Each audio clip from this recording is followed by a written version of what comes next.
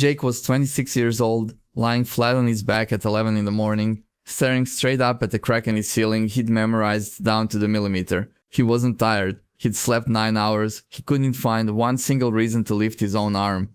Here's what nobody told Jake. Staying frozen under those covers wasn't laziness. It was his brain slamming down on a breaker switch. Somewhere between a promotion he didn't get and the friend who stopped texting back, his mind decided the safest move was refusing to move at all. Think about what a bed actually offers. 0 hard conversations. 0 chances of bad news landing in your lap. 0 risk of failing at anything, because you're not attempting anything. Marcus, 29, once admitted his bed was the only place in his life he never once felt like a screw-up. It's kind of like Wyoming. Nothing happens there, and nothing can hurt you either. That's what the bed becomes. A flat, quiet, forgotten stretch of nowhere, where the phone can't reach you and the world can't grade you. Comfortable, sure, but comfortable and safe aren't the same thing as alive. But here's the part nobody warns you about. Comfort has an expiration date. The breaker that tripped to protect you doesn't reset itself the moment you feel grateful for the quiet. Day 1, the bed feels like relief. By day 10, it starts feeling like a lead. You're not resting anymore. You're being slowly suffocated by the exact same softness that used to save you. And that's the real reason it's so hard to leave. Because the second your feet hit the floor, you have to face the emails piling up, the bills you haven't opened, the goals you set in January that are now collecting dust in July. Lying there means you never have to measure the gap between where you are and where you told yourself you'd be by now. Here's the uncomfortable truth. If you can't get out of bed, it's almost never about effort. You've got plenty of effort in you somewhere. What you're actually drowning in is overwhelm. An avalanche of half-finished obligations that all showed up screaming for your attention at the exact same moment until your brain stopped answering the door at all. Picture everything demanding your attention at once, stacked in a single pile. The unanswered text from your mom, the credit card bill due Friday, the workout you keep promising to start Monday, the apology you owe a friend from 8 months ago. None of it is catastrophic on its own, but stacked together, it becomes a wall so tall your brain refuses to even look up at it. So what does your brain do with all of that? It doesn't negotiate. It doesn't ease you in slowly. It pulls the master switch and shuts the entire system down before the whole thing crashes at once. That paralysis you feel isn't malfunction. It's your brain choosing a controlled shutdown over letting every circuit inside you fry simultaneously. This is not your brain giving up on you. Think of a field medic slapping a tourniquet on a wound before worrying about anything else. Your mind is doing the exact same triage. It's not interested in your 5-year plan right now. It's only interested in stopping the bleeding, and everything else, including your ambition, gets frozen until the bleeding stops. That's why motivation alone rarely works here. You can't hype your way past a brain that thinks it's under attack. Waiting to feel motivated is like waiting for a smoke alarm to stop ringing before you check if there's actually a fire. Motivation was never the ignition switch. It's the result you get after you've already proven to your body that it's safe to move again. And if the world around you is genuine chaos, unpaid rent, a breakup, a job that's falling apart, staying frozen stops feeling like avoidance and starts feeling like the only logical decision available. Your brain looks at the mess outside the blanket and calculates that doing nothing is statistically safer than doing something and making it worse. That calculation is wrong, but it isn't crazy. Here's what I need you to sit with for a second. This shutdown you're stuck inside is not weakness, it's a system override, the same kind engineers build into machines so they don't destroy themselves. In the next few minutes, I'm going to walk you through exactly why your body slams the brakes even when your mind is begging it to move, starting with a machine you already own. When your laptop overheats, it doesn't politely ask permission to shut down. It force quits every program at once and powers off completely, not because it hates you, but because it's protecting whatever hardware is left before it melts. Your brain runs the identical program. What looks like you giving up is actually a processor trying to survive its own overheating, one forced shutdown at a time. So many of us grew up hearing that shutting down meant weakness or laziness, but that was never accurate. It's overload, plain and clear. Ask almost anyone who's been frozen in bed for days what actually triggered it, and it's rarely one big tragedy. It's dozens of small demands landing on the nervous system at the exact same time until the system finally taps out. Let me give you the actual science behind this. Back in 1967, researchers named Martin Seligman and Stephen Meyer ran an experiment on dogs that never fly today. The dogs were repeatedly shocked with absolutely no way to escape the box they were locked inside. Not once, not twice, over and over, with zero control over when the pain would stop. Then the researchers changed the setup and gave the dogs a clear way out, a low wall they could easily hop over to escape the shocks entirely. Healthy dogs who'd never been shocked jumped it in seconds, but the dogs who'd already learned that nothing worked lay down on the floor and whimpered, absorbing the pain, even though freedom was sitting right there in front of them. You are not getting electrocuted in a lab, but the loop inside your skull runs on identical wiring. Fail at enough job applications, get rejected by enough people, watch enough plans collapse, and your brain stops believing that action changes outcomes at all. It doesn't need 100 failures to learn that lesson either. A handful delivered at the wrong moment in your life can be enough. So your brain drags you down into numbness, not to punish you, but because trying has genuinely hurt before, and it's trying to keep you from getting hurt again. It's the same mechanism as flinching after touching a hot stove, except the stove in this case was a relationship, a business, or a dream you poured years into, and it's not eager to touch that stove twice. Here's the wild part most people miss entirely. Your brain is not malfunctioning. It's making a completely logical choice. The problem is it's running on outdated data, calculations from a version of your life that no longer exists, from a boss who fired you 2 years ago, or a version of you that hadn't figured anything out yet. It never got the memo that circumstances have changed. So let's kill the laziness myth once and for all, right here. You think discipline is your problem. It's not. You are not fighting a character flaw.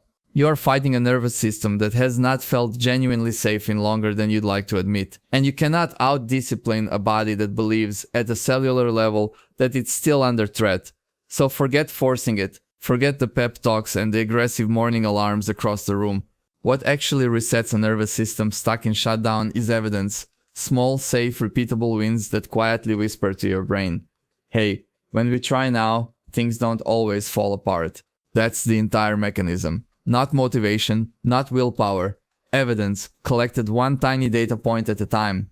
Picture the very first win as a single drop of water landing on a fire that's been burning your confidence for months. One drop doesn't put it out, but drop after drop, morning after morning, and eventually the fire can't sustain itself anymore. That's what a small win does. It's not glamorous. It's not viral. It is proof, deposited daily, that trying is no longer a losing bet. Here's where most people trying to fix this get it completely backwards. They lie there hunting for their big life purpose, while their nervous system is still locked in pure survival mode. That's like trying to plan a marathon route while you're still bleeding from a cut. Purpose is a luxury reserved for a stabilized brain, and yours, right now, is still in the emergency room. Lying in bed asking the ceiling what your purpose is like sitting at a video game's title screen, demanding the ending cutscene before you've even pressed start. There is no code for that. The game has to actually run first. Purpose isn't handed to you in a single flash of clarity. It gets built, slowly, out of 1,000 small moves you haven't made yet. So here's the better frame, and I want you to actually remember this one. Stop chasing purpose. Start chasing proof. Proof that you can still move your body. Proof that your actions still land somewhere and change something in the world. Proof that whatever part of you feels checked out isn't fully gone yet. That shift alone, purpose to proof, is what actually gets people vertical again.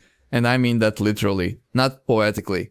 Proof is not a feeling you wait around for. It's a receipt, a text sent, a dish washed, a single push-up completed.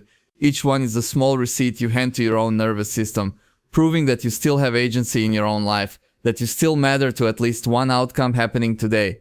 Your brain has never once cared about philosophy. It doesn't read Nietzsche and update its behavior. It runs entirely on evidence, on the raw statistical history of what happened the last time you tried something. Feed it a losing history, and it'll keep betting against you. Feed it fresh evidence that action sometimes pays off, and it starts placing better bets almost immediately. Think of it like driving through thick fog at 2 in the morning. You don't need to see the destination 300 miles away to keep moving forward safely. You only need to see the next 50 feet of road lit up by your headlights. That's the entire requirement.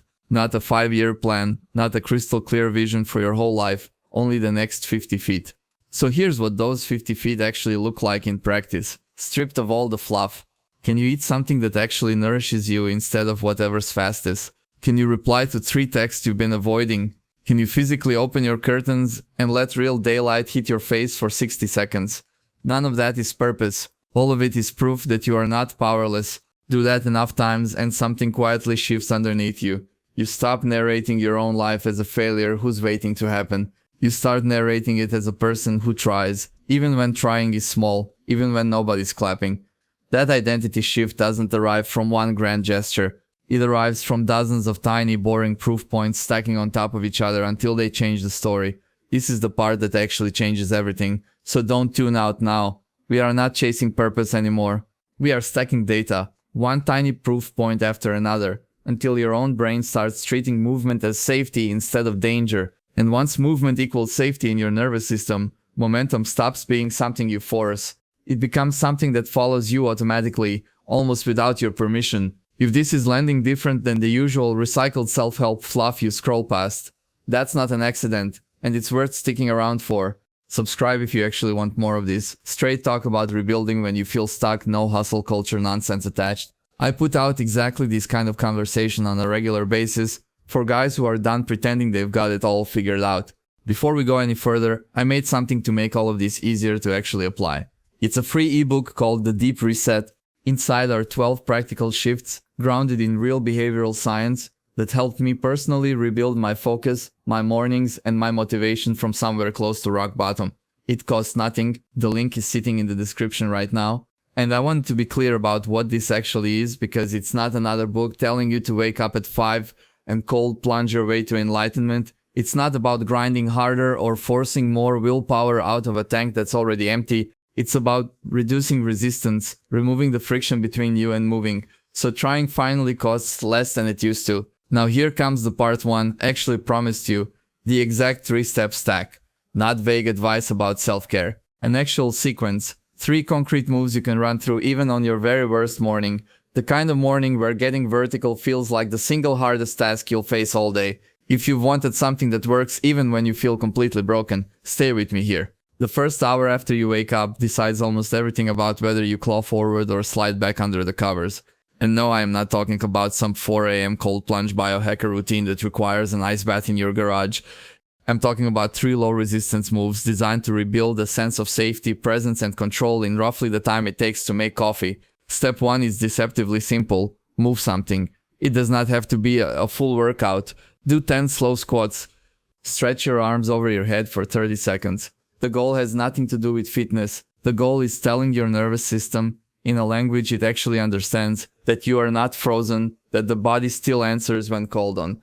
Step 2 is emptying your head onto a physical piece of paper. Grab any notebook, or even the back of an envelope, and scribble out every scattered thought rattling around your skull. It does not need to make sense. It does not need full sentences. You're not writing an essay. You're offloading static, clearing enough mental bandwidth for your brain to function without the constant background noise. Step 3 is stacking one single win that actually feeds your identity.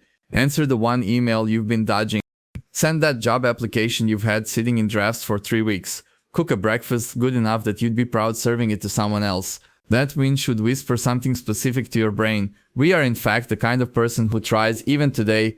There's an old teaching here worth repeating. The Prophet Muhammad, peace be upon him, once said that the most beloved actions are the ones done consistently, even when they're small, not the biggest gesture, not the most dramatic overhaul, the one you can actually repeat tomorrow and the day after that.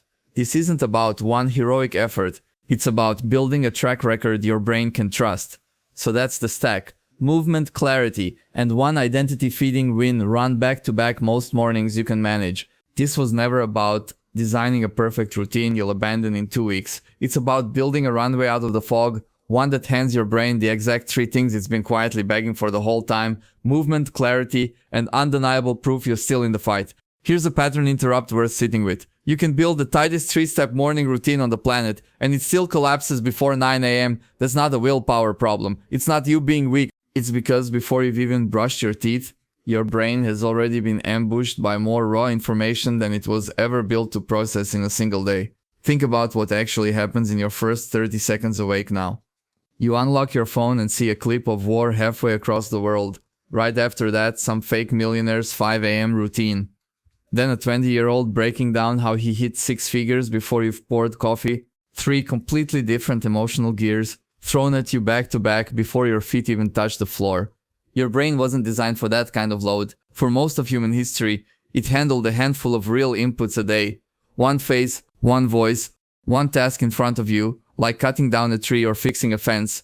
Now, before 9 a.m., it's trying to process hundreds of emotionally charged signals from complete strangers. No wonder it feels like static before the day even starts. Here's the pattern interrupt buried in the research. Chronic overstimulation doesn't only scatter your focus, it physically changes your chemistry. It raises cortisol, the stress hormone flooding your system before you've done anything stressful. It shrinks your working memory, the mental notepad you use to think clearly, and it blunts your emotional regulation, meaning small annoyances start hitting like real emergencies.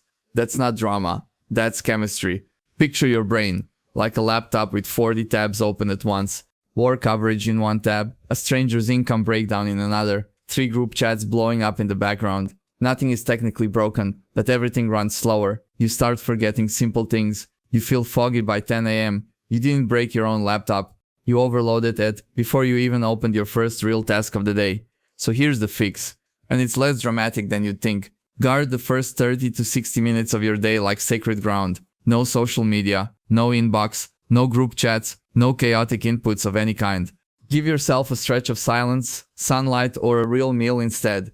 Your brain needs that runway to boot up properly before the noise gets let in. Here's why that window matters so much. Your brain treats the first input of the day like a forecast for everything that follows. Feed it noise first, and it braces for noise all day, staying tense, reactive, defensive. Feed it calm first, silence, sunlight, one slow breakfast, and it assumes the day is survivable. That single decision, made before 8 a.m., can change how heavy the entire rest of your day feels. Now, this next one is the piece that changes everything. The one habit trackers can't measure no matter how good your app is. You can build the perfect morning. Movement, silence, a clean inbox, a proud little win before 9 a.m. And you can still feel hollow by noon. Because we were never built to survive life alone, no matter how disciplined the routine looks from the outside. Here's the trap almost nobody names out loud. The lonelier you get, the more shame you feel about being seen in that state. Tired, behind, unfinished, so you hide a little more. And that hiding makes the loneliness worse, which makes the shame worse.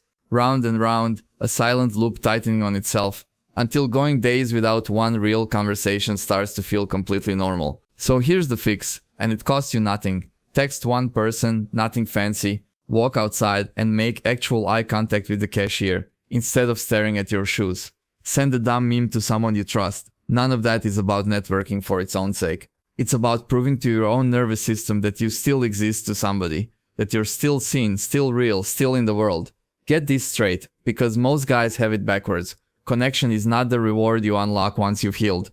It's part of the actual process of healing itself. You don't need a therapy breakthrough or some deep 2-hour conversation. A 5-second smile, one phone call, a single comment on somebody's post. That's enough to start thawing ice that's been frozen for months. Small human contact moves the needle more than people give it credit for. This is exactly why I built that free ebook I mentioned earlier, The Deep Reset. 12 practical shifts, all backed by real behavioral science, walking you through mornings, focus, and motivation without needing more willpower or another fake productivity hack. Think of it as a user manual for getting yourself unstuck, one page at a time. The link is sitting in the description right now, and your reset genuinely starts there. Some mornings you still won't want to move, and that's not laziness, it's grief, for a life you were promised and never handed. You did the routines, tried to care, and it still doesn't feel stable, because you are reprogrammed by a world moving faster than any mind was built for. To understand why, go watch the video where I break down why life feels so different for our generation. It might be the reason you've been stuck.